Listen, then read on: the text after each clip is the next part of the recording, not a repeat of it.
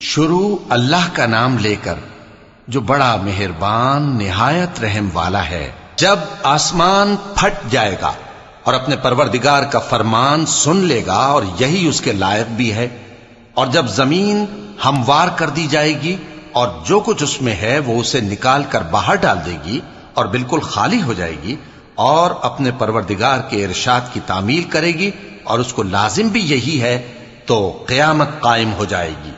اے انسان، تو اپنے پروردگار کی طرف پہنچنے تک خوب تکلیف اٹھاتا ہے، پھر تو اس سے جا ملے گا۔ اب جس کا نامہ اعمال اس کے داہنے ہاتھ میں دیا جائے گا اس سے حساب آسان لیا جائے گا اور وہ اپنے گھر والوں میں خوش خوش واپس آئے گا، اور جس کا نامہ اعمال اس کی پیٹھ کے پیچھے سے دیا جائے گا تو وہ موت کو پکارے گا اور دوزخ میں داخل ہوگا۔ وہ اپنے اہل و عیال ہی میں مگن رہتا تھا، وہ تو خیال کرتا تھا کہ اللہ کی طرف لوٹ کر نہ جائے گا، کیوں نہیں؟ اس کا پروردگار تو اس کو دیکھ رہا تھا۔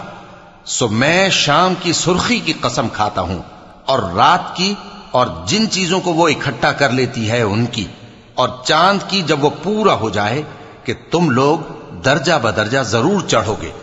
تو ان لوگوں کو کیا ہوا ہے کہ ایمان نہیں لاتے، اور جب ان کے سامنے قرآن پڑھا جاتا ہے تو سجدہ نہیں کرتے؟ چونکہ آیت سجدہ تلاوت کی گئی ہے لہذا سامعین پر سجدہ واجب ہے، بلکہ کافر جھٹلائے جاتے ہیں، اور اللہ ان باتوں کو جو یہ اپنے دلوں میں چھپاتے ہیں خوب جانتا ہے۔ تو ان کو دکھ دینے والے عذاب کی خبر سنا دو۔ ہاں، جو لوگ ایمان لائے اور نیک عمل کرتے رہے ان کے لیے بے انتہا اجر ہے۔